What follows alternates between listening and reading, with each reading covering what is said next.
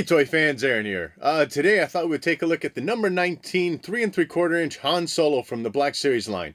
So let's head to that table and check this one out. And looking at the card, it does come on the Black Series Phase 2 line that gets you the TIE Fighter in the background silhouetted by the silver highlights. Of course, you get a good look at the figure, the Carbonite Block, and the included accessories through that blister. And then on the bottom in the blue font, you got the number 19 Han Solo with that sketch artwork in the circle there in the bottom right corner. Again, very similar to the 6-inch line that was out at that time. On the back side, absolutely nothing here. Just the Star Wars number 19 Han Solo. You do get the little bits there that says includes figure and 2 accessories, which I guess would be like 3 accessories or 2 figures, depending on how you want to count that Carbonite Block. Anyways, nothing else happening aside from your legal information, no bios, no write-ups, anything like that. Taking a look at it out of the packaging, first up with just the figure itself. It's a pretty decent looking Han Solo. Looking at the head sculpt, when you look at him from certain side angles and stuff, you can definitely see a resemblance of Han Solo. When you're looking at it more straight on, it doesn't seem like the resemblance is there, so maybe that's paint application or such, or lack of, detailing on the face. Otherwise, I think the sculpt is probably there for that resemblance. Eyebrows are painted in nicely, and the eyes look weird. One eye sits higher than the other. They're kind of not even. While the touch of blue in there is nice, it seems like a little too much. The sculpting of the hair is looking nice. Decent paint job to that, although it seems like I got little specks and stuff missing. But otherwise, pretty decent along the hairline, that separation of the hair to the face. Going to the midsection of the body, obviously what we have here is kind of a very disheveled Han Solo. He's already been tortured at this point in the movie. He's about to be tossed in the carbon freezing chamber. So that shirt's very wrinkled in the sculpting of that. Definitely like the way that looks. You obviously down around the bottom of the belt area and stuff, that shirt's kind of hanging over it a bit. At the back of the figure, of course, you got some more wrinkles and stuff sculpted in there. So I really do like the sculpting that we have going on here in this area. As for the hand area, of course, it looks like the sleeves are pulled up. He would have the binders on, so the hands themselves are separately molded and then plopped onto the ends of the sleeves. Around that waist area, as I already mentioned, the shirt is kind of untucked, hanging over the belt area. So you see just a smidge of belt painting, but not too much, which again is fine. That's the way this figure should look. But you do have a little bit of belt painting through there. Otherwise, pants are looking good. Lots of wrinkles to the sculpting of that. Pretty nice brown paint job with the yellow stripes running down the side of each pant leg. For the boots, of course, you got Han Solo's boots painted a nice glossy black. It's just sculpted boots. Nothing really overly special there. As far as articulation goes, the head is on a little ball joint, so you get great range of motion through there, spinning and little tilting side to side and up and down and stuff like that. As far as the arms go, raising those above 90 degrees. I don't know what that range is, but you get them up pretty high there. And then of course you got your swiveling around.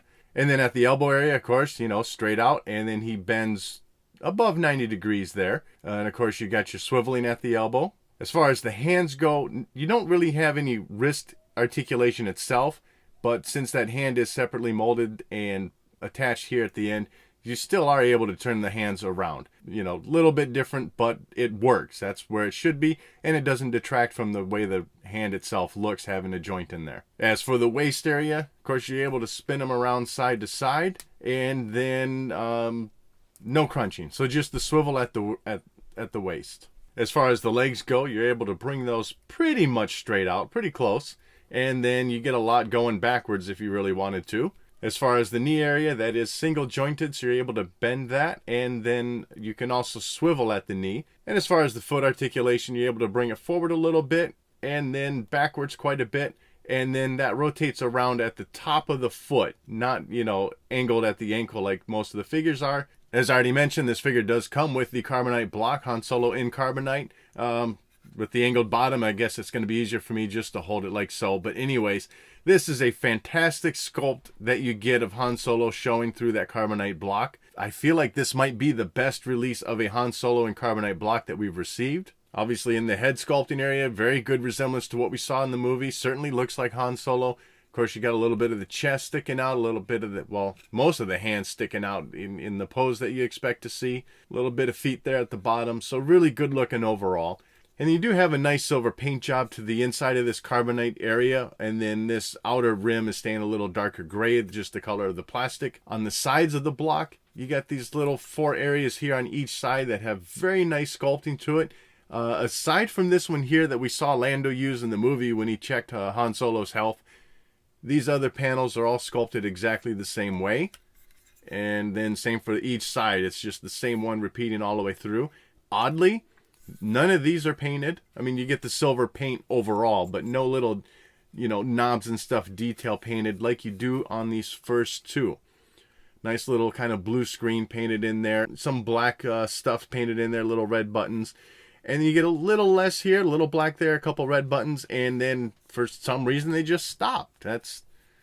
I don't know why they wouldn't have painted everything. That certainly would have kind of really finished it off. It looks rather incomplete having two done and none others. But what they did do looks very nice. And again, this is the one that Lando interacted with in the movie. So you at least have that going for you. The back of it, there is a full piece of plastic on the back. It's not a solid piece. It's hollow, but at least it's filled out. So overall, really great looking accessory to this figure. And then for the two little accessories, you got these binders here. Do have to stretch them out a little bit to get them fit on the hands properly. And also, well, I mean, my fingers are pretty big too, so I already have a hard enough time getting them to wrap around. So there could be some of that to this. Pretty decent looking, and obviously you can get them on the hand. And the next final bit to this is the tether that he had going around his shoulders through his back. This one, I am having a hard time getting both to be on at the same time, the tether and these hand binders. Just don't think that plastic is long enough, but you can do each one individually. I think it's great that they included both of these. Certainly gives some playability to the figure, adds some look to it. Oddly, he went down the carbon chamber with these shoulder tethers on. And when he came out in Jedi, they were gone. I don't know what happened to them. Anyways, though, nice little bits of accessories included. You got some little bit of sculpting on it, give it some detail and stuff. But otherwise, it is just gray plastic. So overall, it's a good Han Solo figure. It's a great Carbonite block that we've got included as well. And the couple little added accessories are pretty nice, even though my big fingers can't really get these to work properly. It's still nice that they're included and certainly gives you something to play with. But that Carbonite block is pretty sweet looking. And so that wraps up this look at Han Solo. I'd love to know what your thoughts are on this figure in the comment section below. And as always, thanks for watching.